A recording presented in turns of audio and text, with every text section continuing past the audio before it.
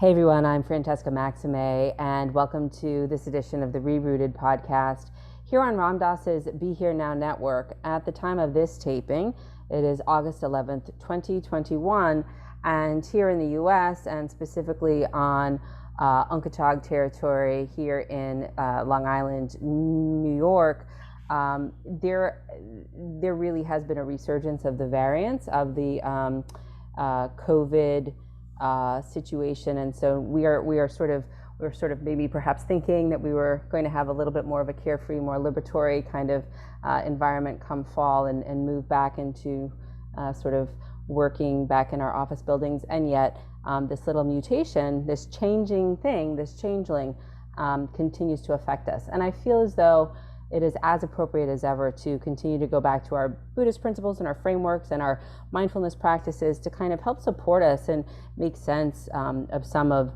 the things that we are, which is change, and how we can sort of ride the waves, as it's been said, as skillfully as possible. And to help us do that today, we have a lovely guest, Lama Justin von Bujdoss, an American Buddhist teacher and chaplain. He was ordained as a repa in the Karma Kamstang tradition of the Tibetan Buddhism, by His Eminence.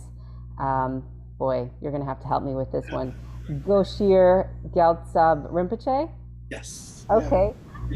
In 2001, and was given the name, is this Repa Dorje Ojer? Mm-hmm. Okay, so I'm doing all right. Yes. Justin is passionate about the preservation of the Tantric Buddhist tradition in a way that meets the needs of and simultaneously challenges the modern Western way of life. He is co-founder and a guiding teacher for Bhumis Farsa. Is that right? Yes? Mm-hmm. Yeah, an experimental Tantric Buddhist Sangha founded with Lama Rod Owens, which is kind of how I think I first heard of you, because I had been studying a little bit with Lama Rod. From 2012 to 17, Justin served as the co-founder, resident-lama, and executive director of New York Tsurphu Goshir Dharma Center, and he is presently the first dedicated staff chaplain for the New York City Department of Correction. So he works on Rikers Island, and he's also the author of this beautiful book, which we're going to talk about today, Modern Tantric Buddhism, Embodiment and Authenticity in Dharma Practice. Welcome, Justin. It's so good to see you. Yeah, thank you. It's such a pleasure to be here. It's you're one of those people I've wanted to talk to for a while, because I think you blend what I've been trying to do that I didn't find a lot of when I was starting, and based on your positionality and social location, which I will let you explain for yourself or share if you'd like to share your location, your social location, also your territory and the land you're on. I don't see a lot of people who, at least on first glance, look like you talking about the things that you try to talk about and marrying the kind of Buddhist principles that you do with the way in which we can move into social action. But I'll let you introduce yourself in that way, if you don't mind.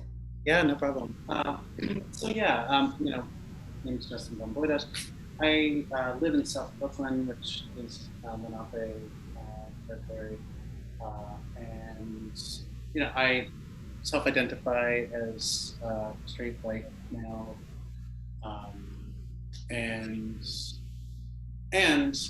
I think even though that might be how I identify, that's not really how I think of myself so much. If I had to think of myself as anything, it would be some kind of medieval Indian tantrika trapped in this time.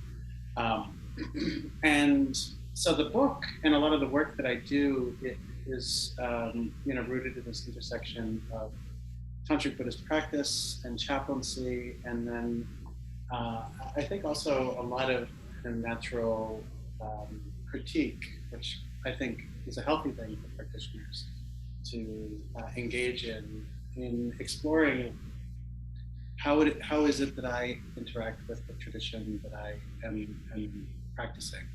What does it mean for me as, so for example, somebody in New York City to practice a tradition that developed in anywhere between the 2nd and 8th century India.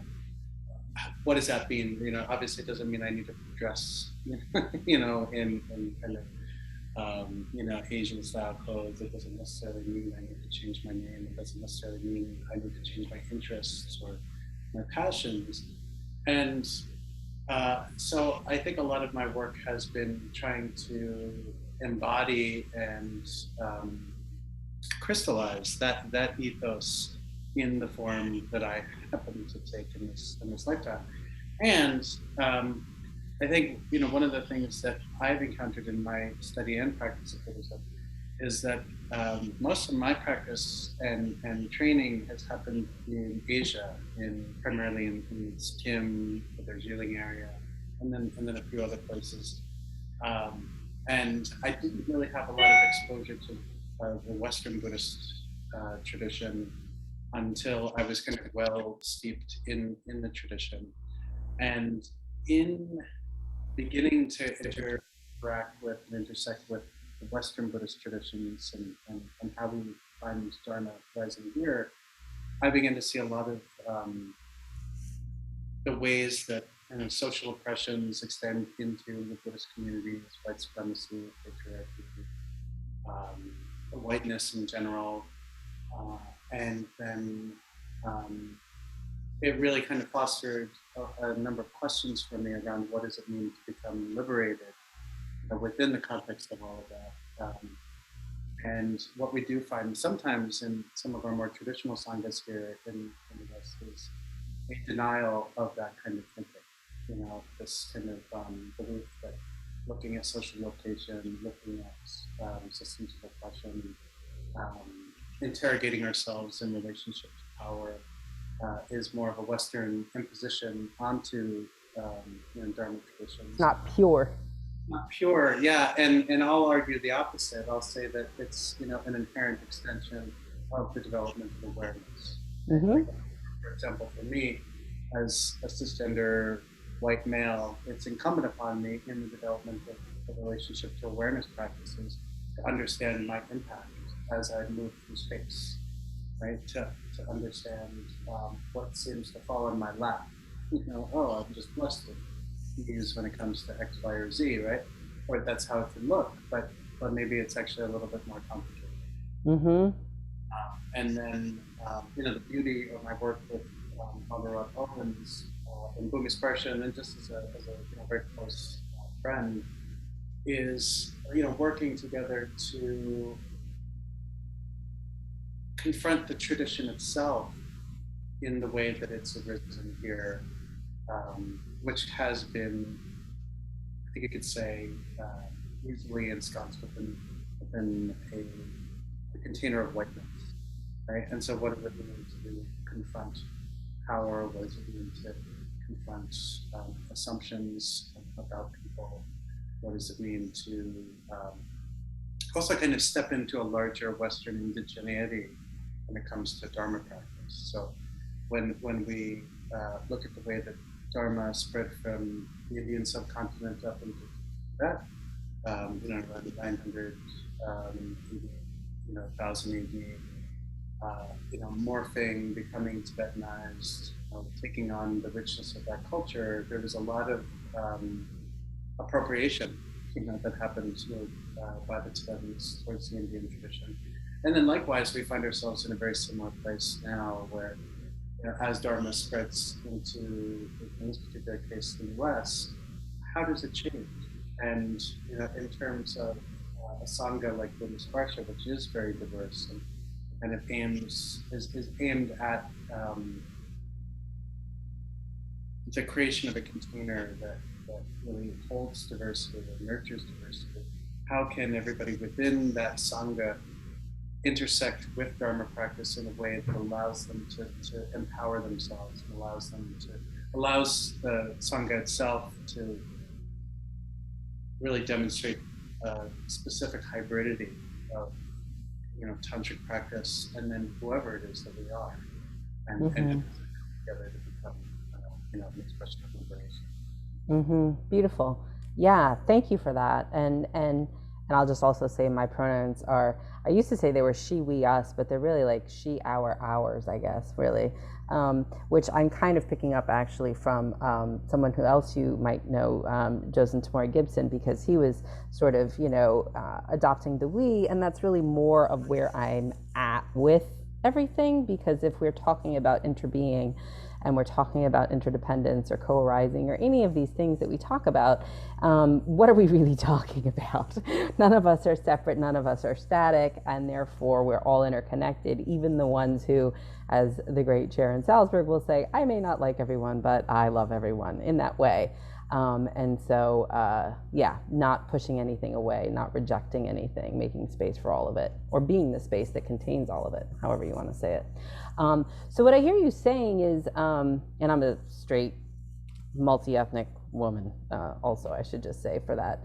And I say straight kind of wincing, because I know that's not actually a term that a lot of people like. So I'd say heterosexual, cisgendered. Okay, so here's my thing. Now, we could go in a lot of directions with this conversation, but again, not two. Back to this sort of interbeing. Like, it's not like my mindfulness practice. I think it was maybe it was Lama Rod, maybe it was Reverend Angel Kyoto. I don't know, Williams, but like, don't hoard your spiritual practice. I think it was Lama Rod. You know, like, you're not sitting there to sort of accumulate your jhana states of, you know, epiphany and hold on to this piece of mind. You're here to be able to be, I think, collectively flexible enough and strong enough to be able to withstand the challenges that are before us, whether they're ancestral challenges, current, present challenges, you know, perhaps anticipatory challenges as it is with the climate and things like that. And so maybe talk a little bit about how this piece of embodied Buddhist practice, embodied tantric practice, and specifically tantric, not Theravada, not, you know, sort of insight, you know, other kinds of practices. What does that look like in your Sangha or in real life? And yeah, I don't know, you can start anywhere with that. Okay, it's a lovely question. So within the context of the tantric tradition,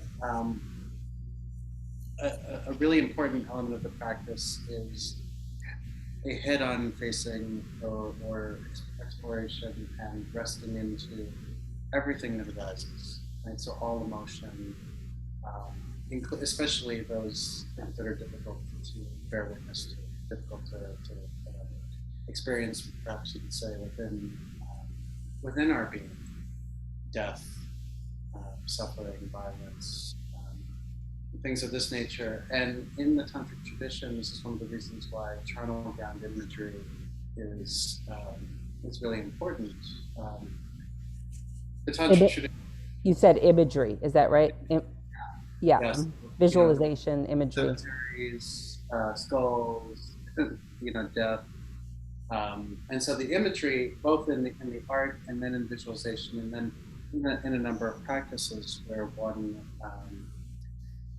may visualize offering their body chopped up into pieces to things that scare us, right? To you know, that might, in the form of these practices, might be wrathful deity spirits or you know, local protector beings, but which also, to some degree, also represent our fear, our anxiety, all of the emotion that usually keeps us kind of recoiling, coming back to ourselves.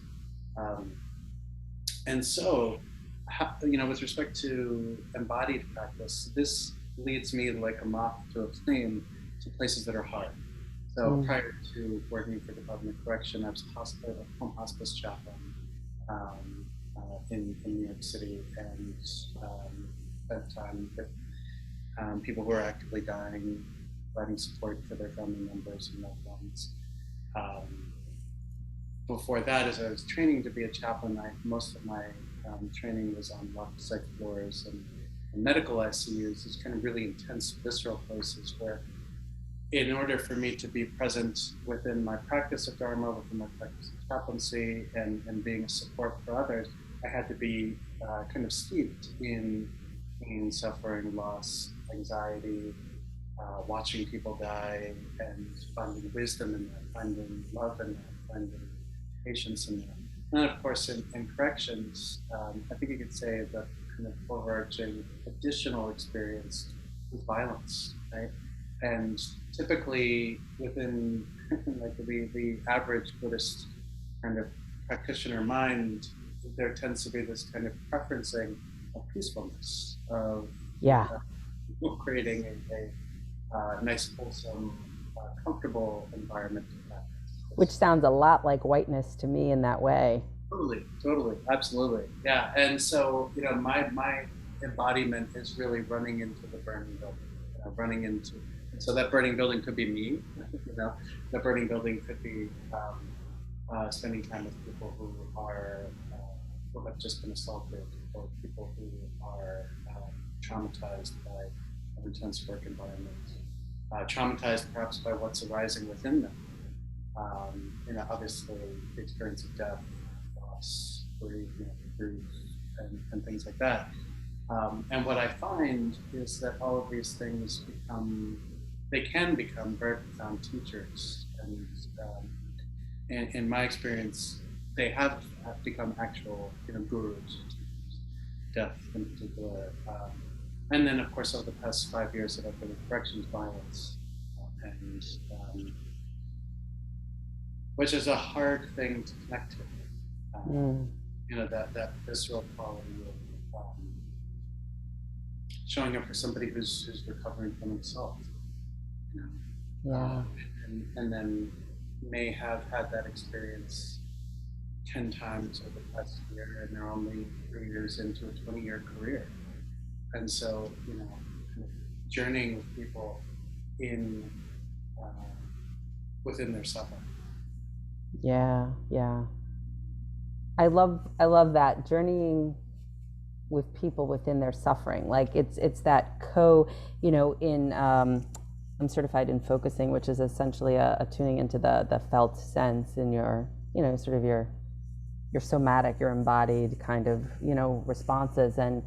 And we talk about keeping it company, whatever it is, the something company, and how to create an accompaniment. And in mindfulness language, I think, we talk about bearing witness or sort of being the observer, or being the knowing, and then there is the known, and that whole conversation that's often had in these kind of communities around matter and energy and things like that, and how it's not two in those non-dual ways, right? That we're all of that, but that there's this presence, consciousness, this awareness, this space that this accompaniment, thing that we're always in relationship to something. We don't exist outside of relationship, and yet we are unique.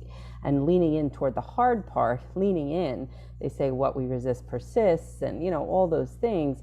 When we do lean in, I've found as a therapist now, as well as a life coach and a somatic practitioner, that when we lean in a way that has that friendly attitude, or that fearless or courageous attitude, or you have your lineage behind you, your teachers behind you, your other practitioners that are also training as you did for many years behind you or with you, that there is a support there, or resources we might use in a somatic language, to help us to do that, and know that we feel like we can kind of make it through that. And the more we do that we authentically are more embodied and more fearless. Like, it's not a fake thing. You're not just being brave. You actually have the courage. Yeah, no, absolutely. And it's more than the courage, right? It ends up leading to authentic wisdom born of experience. And Right. And stress the importance of that enough. That is the thing that becomes this fuel that allows us to quote unquote reinvest in our meditation, or to kind of double down and go a little bit deeper, because we're actually finding.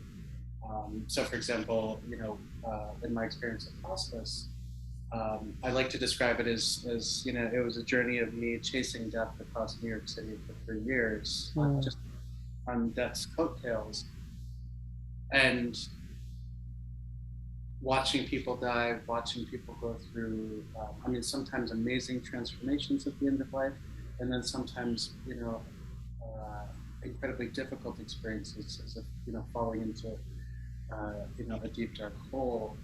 That the sustained activity of being present provides us with a ground that allows us to develop authentic wisdom in being in relationship to one another, and then also within ourselves and our practice. And that wisdom what leads us to an experience of certainty. Mm. And that certainty is the thing that keeps us going and allows everything to become incredibly profound. We can just kind of keep going. Keep trying. Sometimes it feels like we're treading water and not going anywhere, and sometimes we're really going to these profound places. If we don't show up, not a lot happens. Right, right. And sometimes the showing up is just treading water, steadying. It's not, you're not swimming the English Channel, you're just sort of not drowning, Or recognizing like, wow, I'm really overwhelmed right now. I feel like maybe my circuits are fried. I need to step back. I need to care for myself. I need that advice. That's what I gotta do. It's like, yeah, it's an awesome practice. Right. It is. I love the nap ministry on Instagram. She's like, preaching rest, and I do love that. Which kind of maybe is a good segue to pivot to sort of what you mentioned earlier, and I alluded to around whiteness. How do you use your Tantric Dharma practice and teachings to kind of interrupt whiteness? And maybe the prior question is, how do you understand whiteness as a system of, I don't even want to just say like oppression, but like contrary to the possibility of liberation for anyone. Sure. So this is a great question. I was talking to somebody about this earlier in the week. For me, whiteness shows up in a number of ways, but one of the most kind of profound ways is the way that we become involved in a discursive assessment of value around everything around us. So like thinking to colonialism, right? Like, early colonists, and I mean contemporary colonists now these days too, will assess everything that they experience spatially and relationally in terms of value, and then assess order and meaning and significance based on the order of value. Right? Those things which are valuable to me, I will try and develop a relationship to, or take, claim, steal. And so the way we do these things in relationship is stealing people's power, and stealing people's efficacy, stealing credit. And basically, this practice of bifurcating experience. So we were talking before about this kind of, resting into unity. Resting into unity, right, requires us to be open, accessible, compassionate, empathetic, able to experience love. And for me, the experience of whiteness is kind of very anxiety-based, right? It's rooted in making sure I get what I need, my community gets what I need. It has a lot to do with entitlement, but most of it I kind of experience as an externalization of these drives around a capitalist type of, ordering principle that really changes the way we relate to the space around us and, of course, other people. Mm-hmm. Hopefully that's on today. How does it show up? It shows up in terms of wanting things, craving, and then of course, pushing away that which has no value, no meaning, that which I don't understand, that which seems foreign. So there's this big kind of like, level of, and whiteness is not just something that only white people, right, cultivate, right? It can be cultivated by anybody. And I think, much like capitalism, these things have a way of creeping into our psyche just by the sheer prevalence, of these things in our culture. So that it's hard to remove a capitalist value system from practice, right? Always needing to go deeper, always needing to produce deeper and deeper states of consciousness. Well, it's craving for extraction, or for, it's another form of greed in that way. Yeah. And even, for me at least, in my own kind of like thought experiments with this, it makes me wonder if even the idea of evolution, like spiritual evolution, for example, falls within that rubric as well. Like would a, I mean, because especially from the tantric ethos, we're already perfected as it is, right? And so the work really is about resting back into that. Yeah, Lama Bujdoss talks a lot about that in the Dzogchen practices of just being, just resting, which is a tantric lineage, exactly. as I understand it, and that, it's basically like, this is it, and so being the seeker, is a way of kind of, the longing and pursuing the longing and the quest for the longing. You're saying, I'm hearing you say, at least I think I'm hearing you say, you can correct me if I'm wrong, is also potentially, you've wondered about a form of craving. Oh, absolutely. Yeah, no, absolutely. Yeah, no, yeah. I mean, I think, the way, this gets very subtle, like the way we even think of the spiritual path is so heavily influenced by that, right? This idea that I start here and then I end up over here, up, higher, or that even with respect to awakening, like what is awakening really? Like, is it this thing of excessive purification of... Well, let me just pause for 1 second, because I want all the listeners and watchers, viewers, to know that you spent, what, 7 years, 10 years, 5 years? Where? In retreat and monastery. I mean, between going back and forth between here and Asia since 1995. Yeah, so I guess what I'm trying to say is, you're saying this from a place of deep practice as a lineage holder, not as somebody who meditates maybe when you feel like it. So anyway, go on. Yeah, absolutely. It's an excellent point. And I will challenge even the person who's just coming to meditation to crack it open, to crack open the experience and really look at, how it is and why it is that we have the assumptions that we have. It's not that, I think the thing is that it to some extent, it doesn't really have so much to do with the amount of time we put into it. It has to do with how comfortable we can be with being really honest with who we are. Yeah. And so I've met people who have been meditating for 30 years prior to my beginning to meditate, and some folks are really stuck in this idea of progress kind of thing. And then there are people who come, Zen mind, beginner's mind, just really freshly. They haven't necessarily been stained by these ideas of, the long hard slog of Buddhist practice. Right. And they can see things very freshly, and that's really a beautiful thing when it happens.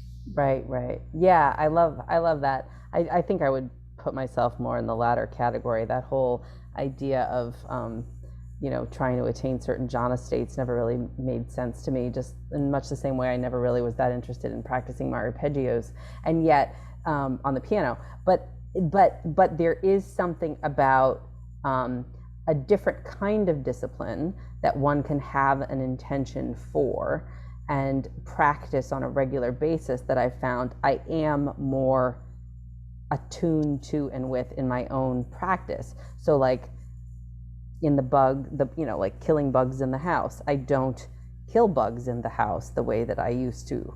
I don't, and that's not, this is a weird example, but I think about that. What does it mean, all the being seen and unseen? There was this little, I just felt an itch on my arm, and I went out, and you couldn't even really see it, but it was clearly some kind of a little caterpillar, and I'm like, oh yeah, that's what that means. And then all the ones, and I could see that, but it was super tiny.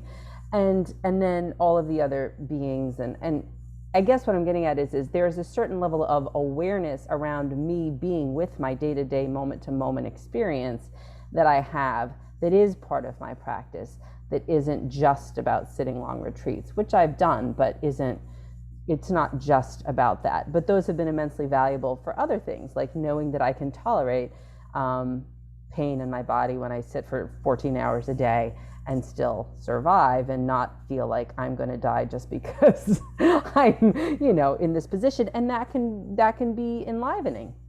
Oh, absolutely, yeah, and I mean, actually, to the point you're bringing up, like there's a long thread of practice style um, around a meditation called Mahamudra, which is very similar to Dzogchen, in which you'll often find people advising, and these texts kind of go back about 900 years, uh, advising people to sit for short periods, like 12 minutes, and where it's really about like breaking up the habit rather than like one long grueling session where your mind goes numb, you know find yourself suffering. Sometimes there's more power in really breaking up the kind of our relationship to habit mind in these shorter sessions of 5 minutes. Right. I once knew somebody who set a timer on their phone just to like ding every hour, and no matter where they were, work, subway, walking around, when that ding would go on, they would just check it. Yeah. And like, where am I in relationship to, especially like this idea of whiteness being this externalized projection of Valuation. Yeah. Break it, break it, break it. Yeah. Break it. It's that it's the act of breaking that unexamined habitual pattern that's the most important thing. The long sustaining stuff, and that's useful, but it's sometimes more useful once you've kind of broken up the hard, crusty surface of our habits. Yeah. It's the disruption, as they would say, in the disruptors. Yeah, I love that. So let's talk a little bit about the work you're doing maybe now with some of the folks at Rikers Island, because that's really challenging, and also a little bit more about what's in the book for people who might be interested in reading at other practices. How do you integrate applying these tantric pieces to essentially social justice and equity work in the real world? Yeah. So, with my work at Rikers, I think you could best sum it up as trying to be a Buddhist presence within this system of intense suffering. And so it's really this practice of showing up. It's a practice of trying to demonstrate or disrupt the space through demonstrating compassion, empathy, deep listening, awareness practice, and modeling something different. And so that also, that might not actually sound like a lot, but when you begin working for a paramilitary organization, you find that thinking is very different. Relationship to space, relationship to time, relationship to identity is very different. This is a way of my being able to intersect with not only the criminal justice system, but system of mass incarceration, and model something different. And luckily, I think we could say, to kind of plant some seeds of change, in the spheres in which I work. Modern Tantric Buddhism is a kind of in-depth exploration of, it's a couple things. I mean, there's a very thin thread of kind of memoir in it, sharing some of the experiences with my teachers. There are elements of looking at what a Vajrayana-based chaplaincy ministry could look like. And so that means, using Tantric Buddhist practices as a way of, especially ones focusing on presence. So direct presence and a willingness to kind of sit in the midst of the fire of difficult emotion, of violence, fear, of pain, of loss, sickness. All of these things are very relevant too. I mean, with respect to COVID, the book came out, I guess, maybe 6 months before COVID hit, and the really fascinating thing about COVID was that there are a lot of people who maybe previously didn't necessarily have a huge relationship to illness. Then all of a sudden, either they became ill or their friends, family, loved ones became ill. Watching the entire world almost stop, last year in particular, and it's still, I mean, as you said in the beginning, like this is still in process. Huge amounts of death, actually, I think we were on a panel together around COVID deaths and Oh, that's right. That's right. We were that. Yeah, for the paper for the New York. Yeah, the city or the yeah. Yeah, and so one of the things I do and have been doing since COVID started is blessing the bodies that end up at Hart Island in the city's Potter's Field. Right. COVID deaths, and it's been about 2,700 that I've done since the end of April 2020. Wow, that's really sacred work. Yeah, it's.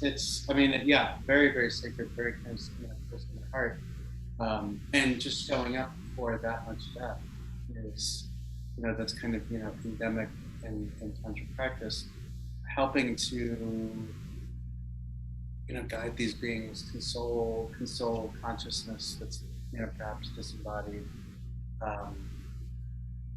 to let these beings that have died know that they're loved, they're seen, their stories, that they're being witnessed at the very least. But then, of course, by something much larger. That makes me cry. Makes me cry. Consoling consciousness disembodied, to know that they're loved. I love that. Yeah,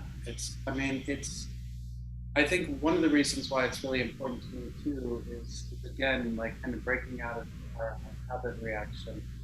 And you said it, earlier, that it's this interbeing, right? This interdependence that when one of us dies or when all of us die, there's still a part of us, a part of our consciousness that is still, interacting to some extent for a certain period of time.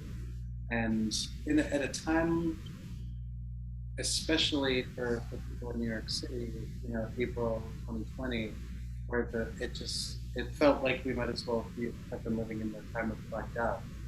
Right? Yeah. That, I mean, I we live in Bay Ridge, and that's pretty like chill and easy place.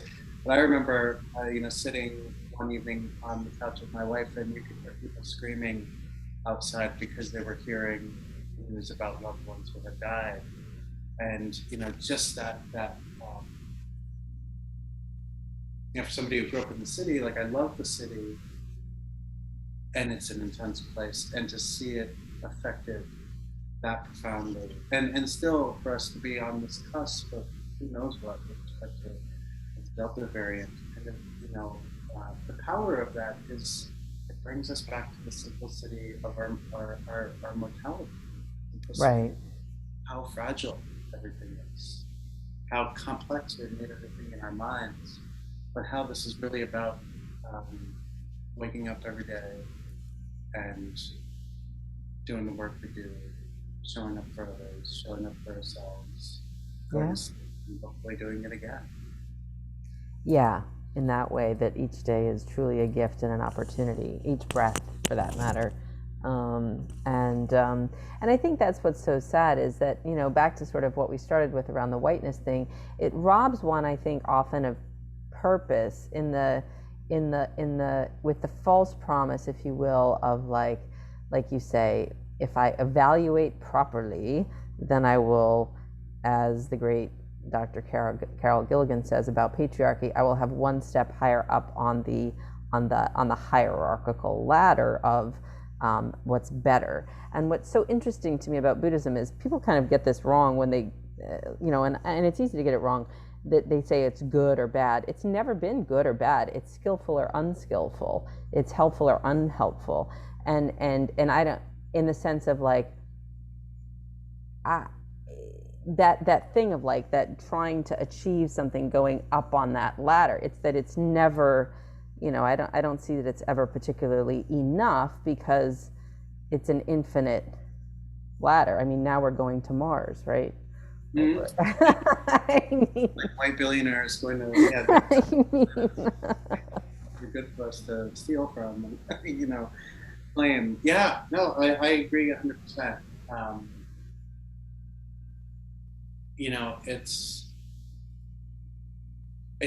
It's vital work. I mean, this is where also like meditation practice, Dharma practice, etc., has this kind of terraforming kind of quality where we, as we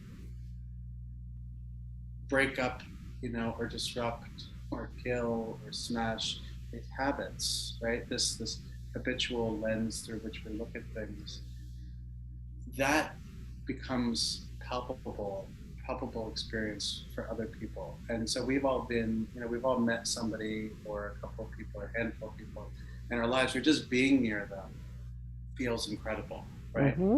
Sitting in relationship, watching them smile, watching them be, watching them talk, listening to them, taking in their presence is transformative.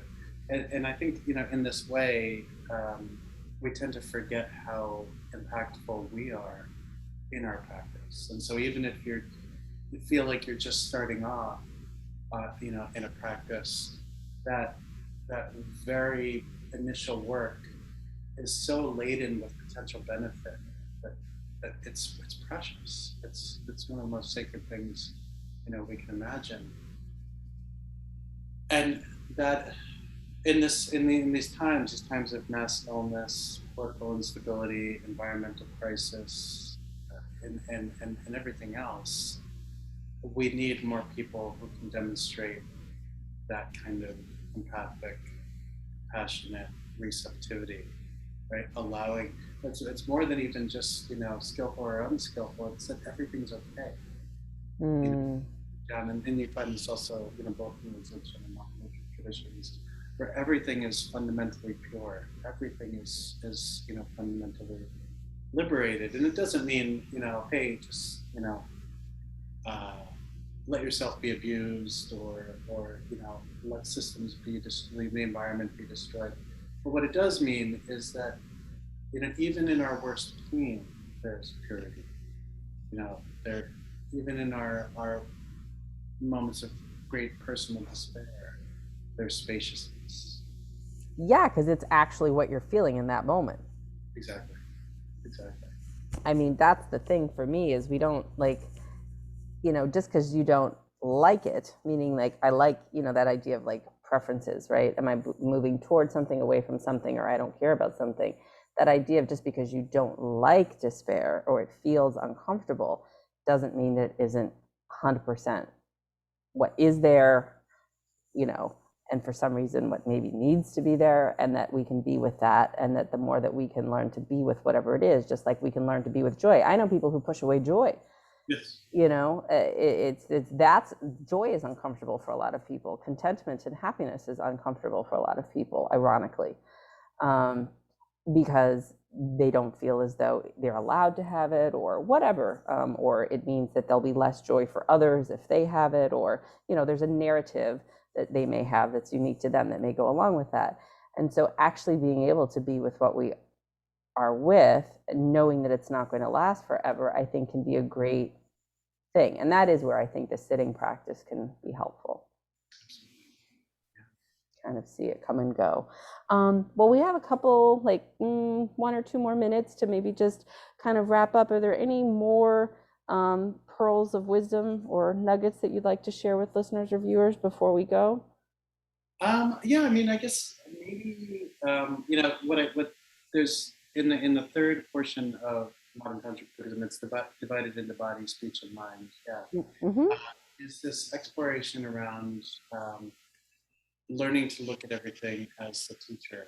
So including our meditation experiences as we sit, and especially when we're just starting off in meditation practice, it's very easy for us to experience our mind as chaotic and uncomfortable, with thought activity is fast.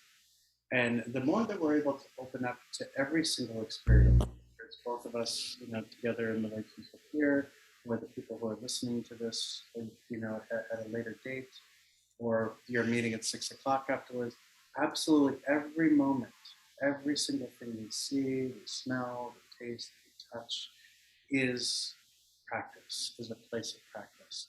All of those things then also subsequently become our teachers, right? So like, dislike, our reactivity, our need for sleep, our, whatever it is that we're feeling we're needing, the way we might feel challenged, and then the way we may feel incredibly resourced are all our teachers. And there's a lot of wisdom in this and a lot of applicability, you know, for myself as a chaplain or a Dharma teacher, but then I'm a parent, right? And I'm a partner to somebody, I'm a son, I'm a grandchild.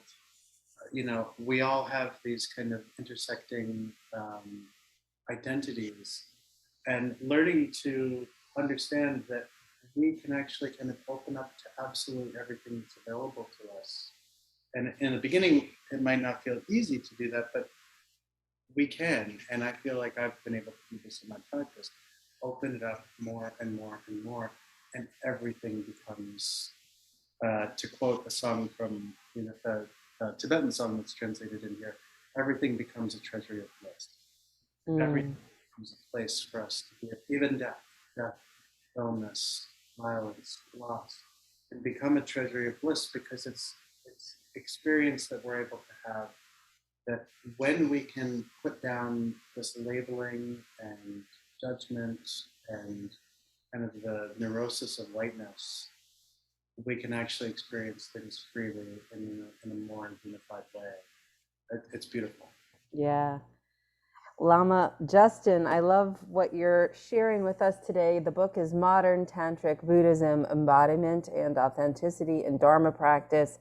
And I just want to say thank you so much for joining us on ReRooted today. It's really a pleasure. We could go on, and yet in our delineated world, I have other things, you know, clients and things like that, and I'm sure you have other things that you would need to do too. But I've treasured our time together, and it will live on through the interwebs, or however it is. Yes, thank you so much, Francesca, for having me on. And please take good care of yourself. I love what you do. Likewise. Thank you so much. Take care.